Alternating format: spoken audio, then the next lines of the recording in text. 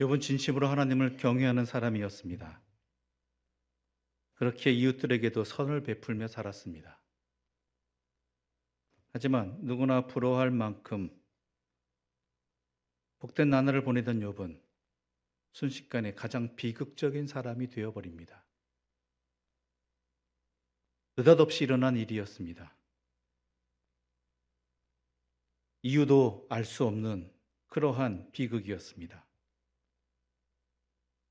욥기의 앞부분은 그것을 사단과 하나님의 내기 때문이라고 말하지만 그것으로 욥의 불행에 대한 충분한 설명이 될 수 없습니다. 욥은 모든 것을 잃었습니다. 그래서 하나님을 원망할 법도 합니다. 그런데 욥은 그렇지 않았다라는 것입니다. 욥은 이 비극을 슬퍼하지 않은 것이 아닙니다.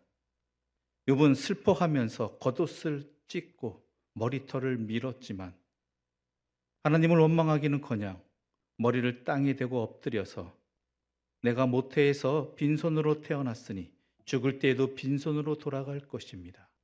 주신 분도 하나님이시요 가져가신 분도 하나님이시니 하나님의 이름을 찬양할 뿐입니다라고 고백을 합니다. 이렇게 욥은 이 모든 어려움을 말도 안 되는 어려움을 당하고서도 죄를 짓지 않았으며 어리석게 하나님을 원망하지도 않았습니다. 하지만 그렇게도 믿음이 좋던 욥도 영문 모를 이 괴로움이 계속되자 견딜 수 없었습니다. 더욱이 욥의 불행 앞에서 어찌할 바를 모르는 세 친구를 보면서 자기가 얼마나 고통스러운 처지인지를 도리어 실감하게 됩니다. 그래서 그는 자기가 태어난 날을 저주합니다. 이러한 욥의 반응이 그 욥의 말이 하나님에 대한 모독으로 들렸던지 그동안 입을 꾹 다물고 있던 이 세 친구들이 마침내 욥을 향해서 자기들 속에 있던 의문과 의심들을 쏟아내기 시작합니다. 이들도 처음에는 욥의 이 아픈 이 고난의 자리에서 함께 슬퍼하는 자였을 것입니다. 위로의 말을 하고 싶지만 어떻게 위로해야 될지 몰라서 그저 묵묵히 함께 있던 사람들이었을 것입니다. 그런데 그러던 중에도 그들 속에서는 욥이 이렇게 된 것이 혹시 그가 하나님 앞에서 행한 그 잘못에 대한 죄에 대한 대가가 아닐까라는 그러한 의구심들이 하나씩 솟아나기 시작했고 마침내 욥이 자신의 태어난 날을 저주하는 그러한 말들을 하자 그것이 마치 증명된 것처럼 욥을 비난하기 시작한 것입니다.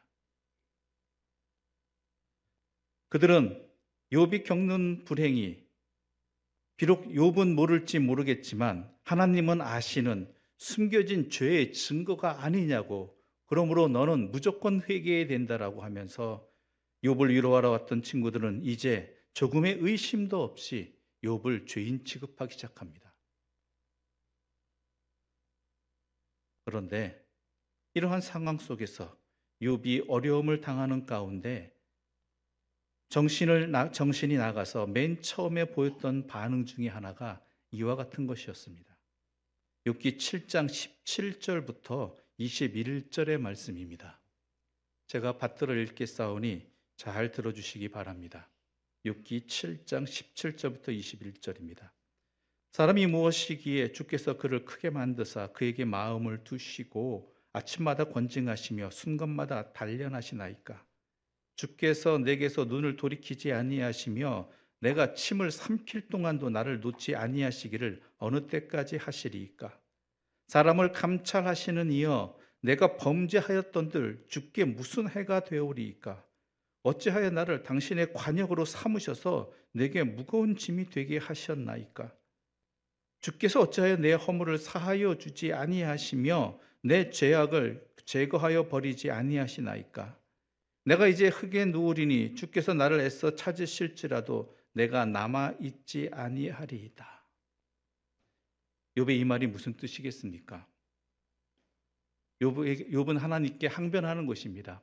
하나님, 제가 하나님 앞에 얼마나 대단한 존재라고, 실상은 하나님 앞에 있어도 되고 없어도 되는 그런 미약한 존재인데도 왜 나에게 이러한 과중한 관심과 또한 그 대가를 치르게 하십니까? 라는 것이죠. 내가 하나님 편든다고 해서 하나님에게 과연 내 편듦이 얼마나 도움이 되겠으며, 또한 내가 잘못한다고 해서 하나님께 내 잘못이, 진짜 보잘것없는 내 미약한 내가 아무리 잘못한다고 해서 하나님의 그 광대하심 앞에 얼마나 누가 되겠습니까? 도대체 왜 나한테 이렇게 하십니까? 내가 뭐라고 나를 이렇게 쥐잡듯 하십니까? 라고 항변하는 것이죠. 내가 있어도 없어도 하나님께는 하등 손해보실 거 없고, 내가 하다못해 하나님 앞에 아무리 잘못한다 할지라도 하나님이 손해보실 것 없지 않습니까? 내가 보잘것없는 존재, 별것 아닌 존재 아닙니까? 근데 왜 나한테 자꾸 이러십니까? 왜 나에게 이렇게 나를 관역으로 삼으시고 나를 주시하시고 나에게 이 어려움 속에 있게 하시냐라는 것이죠. 그냥 내버려 달라는 것입니다. 그런데 하나님은 욥을 그렇게 생각하지 않으신다라는 것입니다. 있어도 그만 없어도 그만인 존재, 그렇게 여기지 않으신다라는 것입니다. 수십억의 사람 중 그냥 하나인 그러한 존재로 여기지 아니하신다라는 것입니다. 사탄이 하나님을 도발하여 하나님께서 욥에게 그런 고난을 당하게 하셨지만 단지 그것만이 아니라는 것이 욥기의 내용인 것입니다. 그런데 욥은 아직도 그것을 모르고 있다라는 것이죠. 그래서 이루 말로 다 할 수 없는 고난을 겪는 욥의 간절한 소망은 하나님을 만나는 것입니다. 하나님께 묻고 싶은 것입니다. 왜 나한테 그러시냐고. 내가 얼마나 하다못해 내가 잘못을 했다 할지라도 하나님께 그게 무슨 얼마나 큰 손해가 되겠느냐고.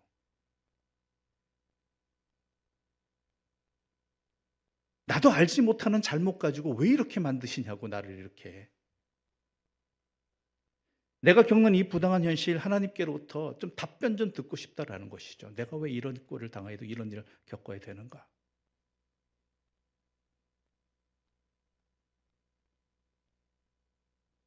그 후에 하나님께서는 아무 말씀 없으셨습니다.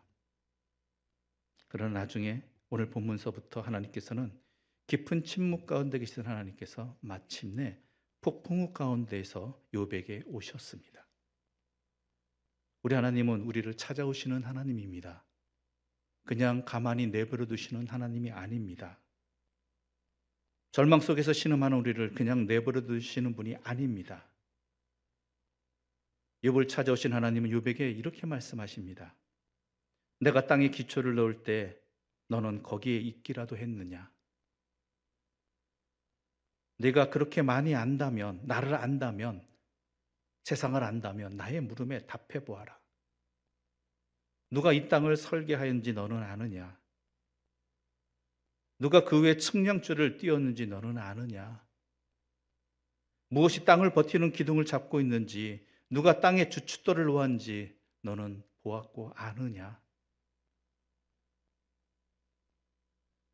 우리가 기대하기로는 하나님이 등장하시면 이 논쟁이 종식되고 하나님께서 분명한 답을 보이신 다음 잘하고 못한 점 또한 고칠 것들을 명확하게 제시하실 것이라고 생각했는데 하나님께서는 도리어 질문을 던지십니다. 그리고 이 질문은 또한 욥이 지금까지 친구들과 주고받았던, 욥이 가졌던 그러한 의문점에 대한 답변이 아니라 도대체 무슨 말인지 모를 그러한 많은 내용들을 하나님께서는 도리어 물어보고 계시다라는 것이죠. 욥이 그동안 물은 게 뭡니까? 도대체 왜 그러십니까? 잖아요. 왜? 친구들은 내 죄 때문이라고 하는데 내 죄가 얼마나 크길래, 아니 나는 모르겠는데 내가 왜 이런 고난을 받아야 되고 내 친구들로부터 이러한 혹독한 판단을 받아야 되는지, 뭐 그런 이러저러한 질문들이 있는데 하나님은 도리어 나타나셔서 침묵하시다가 겨우 나타나서 하시는 말씀이 내가 천지를 창조할 때 너는 있었느냐? 내가 천지를 창조한 그것들을 너는 제대로 알고 있느냐? 이런 질문을 하시는 것이죠. 그 이야기가 38장부터 40장까지 길게 전혀 다른 이야기로 나오고 있는 것입니다. 욥의 질문과 친구들의 의문점에는 전혀 상관없는 것 같이 보여집니다. 그런데 이것이 하나님이 지시하시는 답이라는 것입니다. 욥에 대한 분명한 답변을 주시는 것입니다. 내가 왜 이런 고통을 당해야 하느냐고 원망하는 욥에게 하나님은 창조 세계를 보여주시면서 너는 누구냐라고 묻고 계시는 것입니다. 너는 누구냐? 이 하나님의 질문이 욥뿐만 아니라 우리에게도 먼저 다가오는 것은 우리 한없이 보잘것없음 때문입니다. 그런데 이 하나님의 욥을 향한 이 질문, 이 말씀은 욥에게 네가 무엇이건대 감히 나를 원망하느냐라는 꾸중의 소리가 아닙니다. 그저 묵묵히 감당할 일이지 보잘것없는 제대로 알지 못하는 네가 무엇을 안다고 원망하느냐라는 것이 아닙니다. 왜냐하면 욥의 고난과 고통은 욥으로부터 비롯된 것이 아니기 때문입니다. 도리어 하나님께서는 욥을 꾸중하시는 것이 아니라 초대하시는 말씀입니다. 그렇습니다. 욥기는 그저 묵묵히 참고 하나님 원망하지 않고 이 고난과 고통을 견디면 하나님께서 나중에 갑절의 복을 주신다는 그런 이야기가 아닙니다. 욥기는 결론부터 말씀드리자면 욥의 고난과 그리고 하나님의 침묵, 이 모든 것이 욥을 하나님께서 간섭하시고 욥을 위해서 일하심이고 욥을 향한 하나님의 선하신 뜻이 또한 욥을 향한 하나님의 기대를 이루어서 가시는 모든 과정이라는 것입니다. 즉 욥기는 하나님께서 그 욥이라는 존재를 변화시켜 주시는 하나님의 일하심이라는 것이죠. 욥이 말한 대로 자신이 선을 행하건 악을 행하건 하나님께 무슨 상관이 있느냐가 아니라는 것입니다. 하나님에게 욥은 그런 존재가 아니라는 것입니다. 물론 이전에 욥은 야곱이었을 것입니다. 야곱과 같은 존재였을 것입니다. 그러나 이제는 이스라엘이 되게 하시는 하나님의 뜻이 있고 하나님의 방법이라는 것입니다. 그래서 하나님은 폭풍 속에서 욥에게 창조의 세계를 말씀하신 것입니다. 우리가 잘 알다시피 이 창조의 역사는 전적으로 하나님만의 것입니다. 우리는 존재하지도 않았습니다. 거기에 조금이라도 보탬이 되지도 않았습니다. 아니, 하나님의 창조에 대한 것들도 우리는 조금도 제대로 알지 못합니다. 너무나 무력한 존재이고 무의미한 존재인 것이죠. 그저 욥은 피조물일 뿐입니다. 그런데 하나님께서는 이런 피조물일 뿐인 인간에게 이렇게 복을 내려주십니다. 창세기 우리 찾아보겠습니다. 창세기 1장 26절부터 28절까지의 말씀입니다. 창세기 1장 26절부터 28절입니다.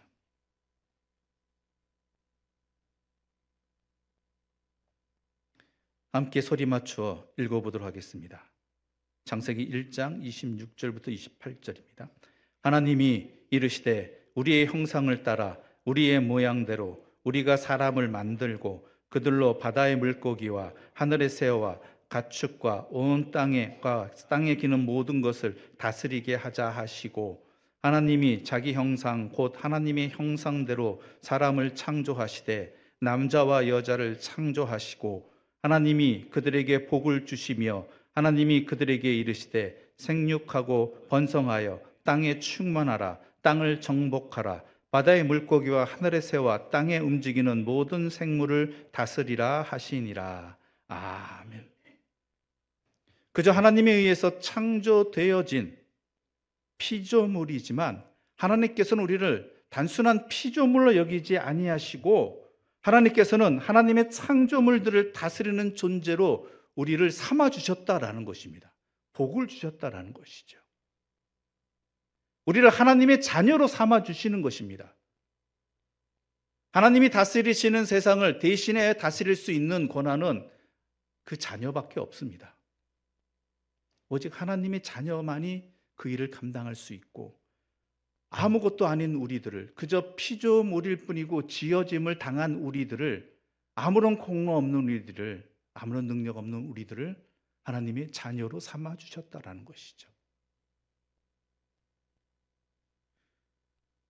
너는 나에게 그런 존재이고 너와 나는 그런 관계라는 것입니다. 창조 이야기를 하신 것도 이미 하나님께서 약속하신 것을 이루어 주시고 살아가게 하시겠다라는 것입니다. 욥에게. 근데 문제는 이런 하나님의 택하심의 은혜, 우리를 그렇게 여기심 앞에서 우리가 너무나 부족하다라는 단어도 제대로 사용할 수 없는 그러한 미약한 존재라는 것이죠. 그래서 우리는 하나님 앞에서 아무것도 아닌 존재인 것처럼 살아간다라는 것입니다. 고난 앞에서 절망합니다. 바람 앞에서 흔들리는 그런 허무한 존재로 내 자신을 여기고 비하하면서 살아간다라는 것입니다. 왜냐하면 내가 보기에 나는 그런 존재가 아니거든요. 그런 우리들을 하나님은 그냥 그대로 두시지 않는 나의 아버지시라는 것입니다. 부모된 자로서 여러분의 자녀들이 그날 먹을 것을 걱정하며 살아가는 무의미한 인생을 살아간다고 한다면 부모인 여러분들이 가만히 계시겠습니까? 그냥 너 좋을 대로 살아라, 너 편한 대로 살아라, 너는 그런 존재밖에 안 된다라고 그렇게 내버려 두실 부모님이 계십니까? 아니잖아요. 우리가 하나님의 자녀로서 하나님의 택하신, 창조하신 그 모든 세상을 하나님의 동역자로서 하나님과의 관계 속에서 다스리고 섬기며 살아갈 수 있는 하나님의 자녀로서의 관계를, 그 은혜를, 그 복을 주셨는데 우리가 한낱 미약한 존재로서 하루하루를 근심하며 살아가는 그러한 속에서 빠져 있다라면, 그것이 내 것의 나의 전부인 줄 알고 살아간다라면, 실제로 내가 지금 살아가고 있는, 내가 살고 있는 이 상태가, 이 능력이 그것밖에 안 된다라고 한다라면, 우리 하나님 아버지께서 우리를 자녀로 삼아주시고 하나님의 동역자로 삼아주신 하나님 아버지께서 우리를 그냥 내버려 두시겠느냐라는 것입니다.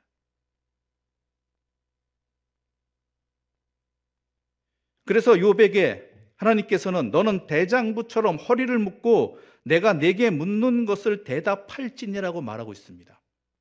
그저 나약하고 무력한, 도대체 내가 하나님 앞에 무슨 관계가 있길래, 내가 얼마나 뭘 한다고 하나님께 무슨 영향을 미치기에 나를 이런 고난 속에 처하 계시고 나에게 자꾸 이런 대가를 치르게 하십니까? 라고 말하고 있는, 험한 인생을 말하고 있는, 미약한 인생을 말하고 있는 욥에게 하나님께서는 넌 아니다, 그런 어리석은 판단하지 말고 어리석은 질문하지 말라, 하나님의 자녀로서 하나님의 이러한 택하심의 은혜를 입은 자로서 내가 내게 묻는 것을 대답하라는 것입니다. 그렇게 보라는 것입니다. 그렇게 살아가라는 것입니다. 그리고 그렇게 하나님의 하시는 일을 알아야 하고 그 일에 동참하는 사람으로 살아갈 수 있도록 하나님께서 움직이신다는 것이 바로 욥기의 내용인 것입니다. 욥의 이유 없는 불합리한 고난과 그리고 하나님의 침묵 등은 하나님께서 욥을 향한 하나님의 인도하심이고 또한 자라게 하심이라는 것, 연단이라는 것이죠. 너는 내 자녀이다. 하나님께서 만드신 모든 창조물에게 너는 나의 청지기로 살도록 되어 있다. 그저 너 하나 먹고 사는 것이 전부인 인생이 아니다. 고통 면하는 것이 전부, 그저 아무 일 없이 살아가는 것이 전부인 그러한 이 땅에서 썩어져가는 인생이, 이 땅에서 이 세상이 전부인 그런 인생이 너는 아니다라는 것입니다.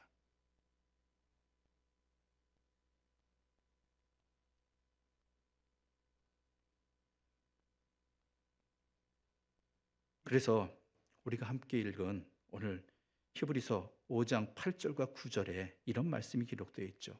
그가 아들이시면서도 받으신 고난으로 순종함을 배워서 온전하게 되셨다. 온전하게 된다는 게 뭡니까? 하나님의 사람이 되었다. 하나님의 자녀가 되었다. 아들이 되었다라는 뜻이죠. 고난으로 순종함을 배워서, 순종이란 게 뭡니까? 하나님을 알아가는 것입니다. 하나님의 뜻하시는 바대로 살아가는 것입니다. 그리하여 자기에게 순종하는 모든 자들에게 영원한 구원의 근원이 되셨다. 즉 고난을 통해서 하나님 앞에 온전하게 되신 그 주님이 우리의 본이 되셔서 우리의 삶도 하나님께서 우리에게 허락하신 고난을 통해 우리를 하나님의 자녀로서, 하나님의 청지기로서 세워져 가신다라는 것입니다.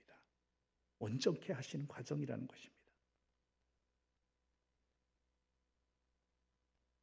이 땅이 전부인, 하루하루를 근심하며 살아가는, 고난 앞에 무기력하게 살아가는 그러한 존재로서의 피조물로서의 인간이 아니라 하나님의 자녀로서의 삶을 살게 하시겠다라는 것이고, 그럴 수 있도록 연단하신다라는 것이죠.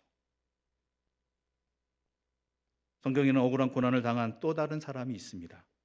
침묵하시는 하나님으로 인해 절망했던 사람이 있습니다.